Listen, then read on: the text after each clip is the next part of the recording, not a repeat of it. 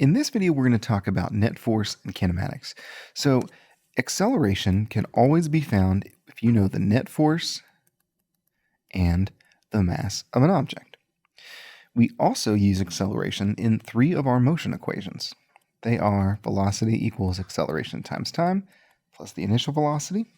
And the other is position is equal to half of the acceleration with time squared plus the initial velocity with time plus the initial position. And of course, the ain't got no time equation, v squared equals 2a delta x, which we could write as x minus x naught, or just think of it as like one displacement, plus the initial velocity squared. So basically, we now are able to combine force problems with motion problems, the link being the acceleration in each of these equations. Let's take a look at some examples. You pull a 15 kilogram box across a rough floor with a constant force of 100 newtons. Friction resists with a force of 40 newtons. If the box started from rest, how far has it traveled after 3 seconds? Okay, so let me draw this before I do a free body diagram. The box starts from rest, so the initial velocity is 0. And it is going to go some distance with an acceleration to the right because it's speeding up till eventually it's somewhere over here 3 seconds later. So we can write t naught is 0, x naught is 0, and then here we would have x equals question mark because that's what we want to find, and then that time is 3 seconds. Okay, well, I could use a motion equation to solve for this. Like, for example, I could use x equals 1/2 a t squared plus v naught times t plus x naught if I knew what the acceleration of the box was. So what I'm going to do is I'm going to find the acceleration of the box by thinking about the net force that's acting on this box. So let me make some room here and draw a free body diagram of the box. There's going to be a weight force down, a normal force up. This isn't on an elevator or anything, so those two are balanced. They don't contribute to the net force. And then I have a constant force being applied of 100 newtons. Since it says you're pulling it, like maybe this is you and you're pulling the object, let's call that a tension. If you wanted to, you could call it an applied force. That would be fine.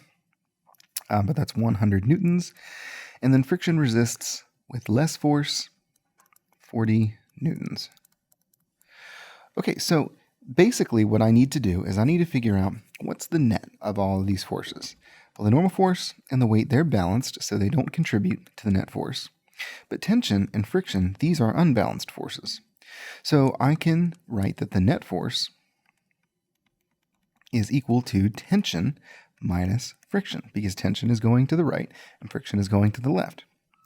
Now, you might just be able to see it, in your head mathematically. It's pretty simple. 100 minus 40 is 60. That's the net of these two forces.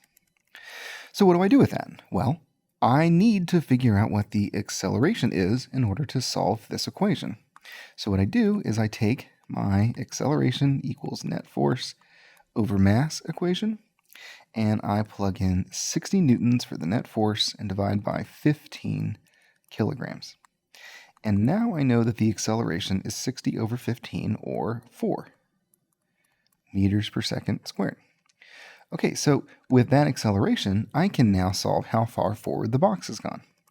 I go to my motion equation, half of 4 meters per second squared times that 3 seconds squared plus the initial velocity. Well, it starts from rest, so the initial velocity is 0. That term goes away. And we said the initial position was 0, so that's gone. So there's nothing else I need to do except solve this problem. Okay, so half of 4 is 2 times 9 is 18. Right, 0.5 times 4 times 3 times 3. Yeah, 18. 18 meters. So that's how far forward the box has gone.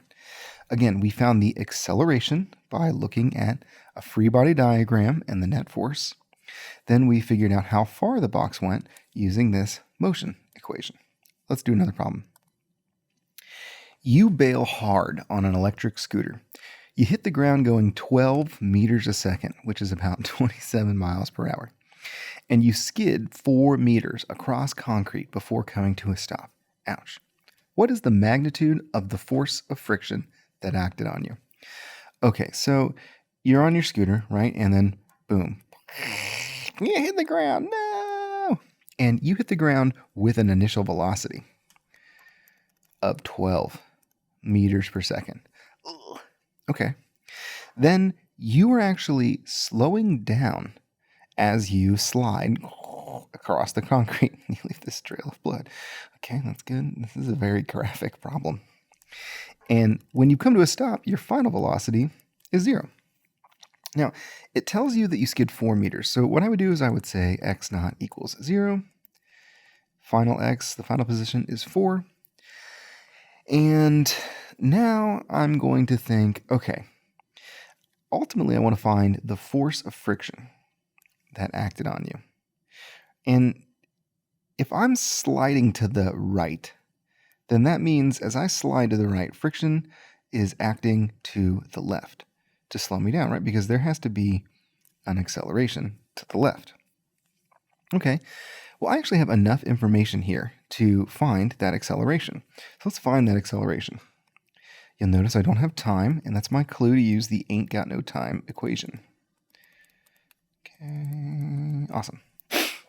Now I get rid of anything that's 0 first, so the final velocity is 0, the initial position is 0, so I get 0 equals 2ax plus v naught squared, and I want to solve for the acceleration, so I subtract v naught squared from both sides, and then I divide both sides by 2 and x.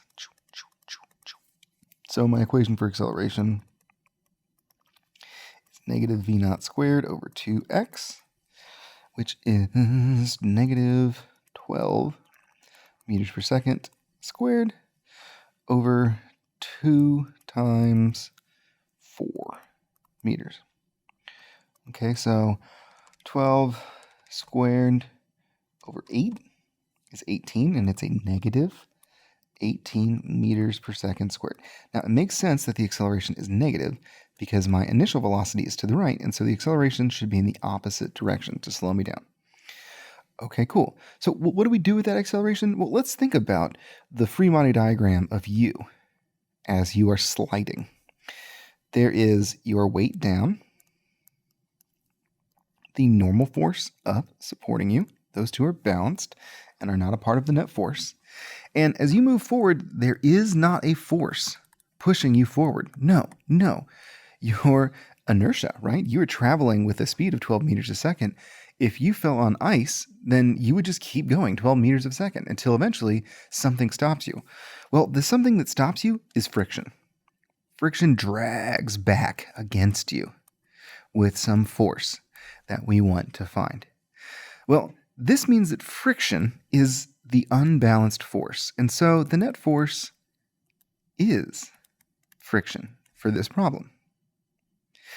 And that's good because if I want to know what the net force is, I can also use the product of mass and acceleration to find it.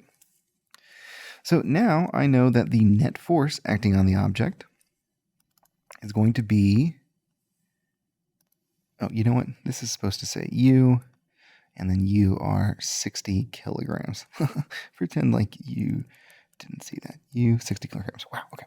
So the net force is 60 kilograms times negative 18 meters per second squared.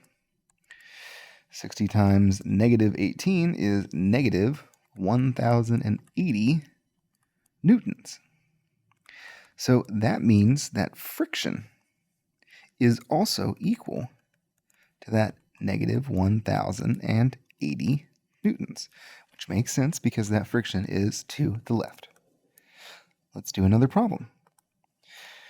You drop a 0.5 kilogram, oh good, there's mass, basketball from a height of 10 meters.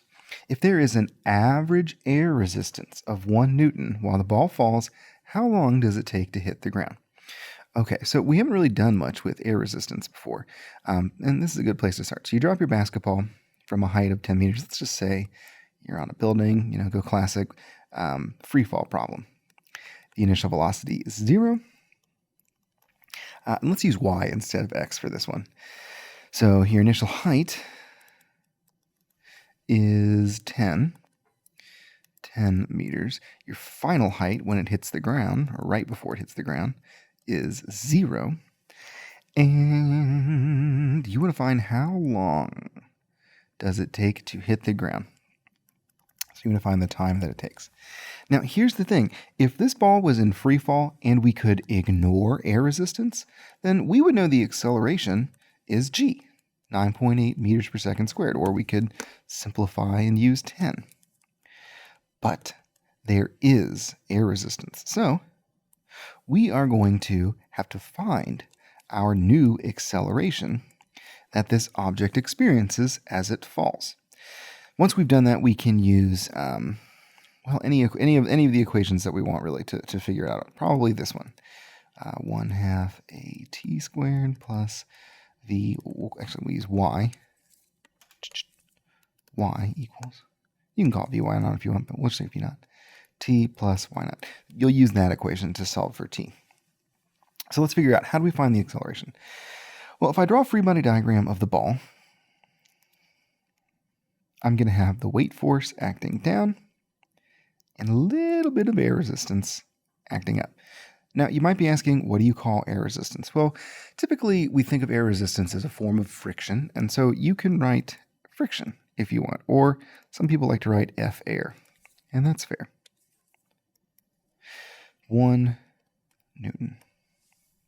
Okay, so what's the net? Well, if I think about the net of these two forces, I've got friction acting up, so I make it positive, minus the weight. Well, the force of friction, I'm told, is constantly 1 Newton, or the average is 1 Newton, and we'll talk about this in much more detail down the road, because air resistance is very complicated. So 1 Newton of air resistance on average, and then we subtract the weight. Well, the weight is the mass times the acceleration that you would experience due to gravity if you were freely falling. So 0.5 kilograms times 10, which I'll write this up here, 0.5 kilograms times 10 meters a second squared. That's 5 newtons. So the net force is negative 4 newtons, which makes sense because you're still moving down, right? The weight still outbalances the air resistance, and so you would expect a net force to be pulling the ball down. It's just less than 5. Okay, so how do I find the acceleration from this? Well, the acceleration is the net force over the mass. So negative 4 newtons divided by 0.5 kilograms, which is 8 meters per second squared. Negative 8 meters per second squared. Now that's important because I'm going to need to use that negative 8 in my motion equation. So let's do that. I'm going to get rid of all this work right here, just so we have some space. Okay. Moving right along. And I'm going to start solving my motion equation problem. So I get rid of anything that's 0. That would be the final height. The final height is 0. And the initial velocity is 0. So 0 equals 1/2 at squared plus y naught. And then to get the time, I'm going to subtract y naught from both sides. Because why not?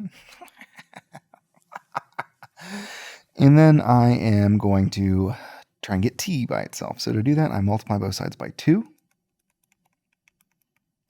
to get rid of the 1/2. Then I divide by a. And I take the square root. So my equation for t is the square root of negative 2y naught over a. Does that negative matter? Yeah, because I've got negative 2 times 10 meters. And I divide that by negative 8 meters per second squared, which is what we got. Okay, so my root becomes positive. Negative 20 over negative 8 becomes positive. And the square root of 20 over 8 is 1.58 seconds. Okay, great job.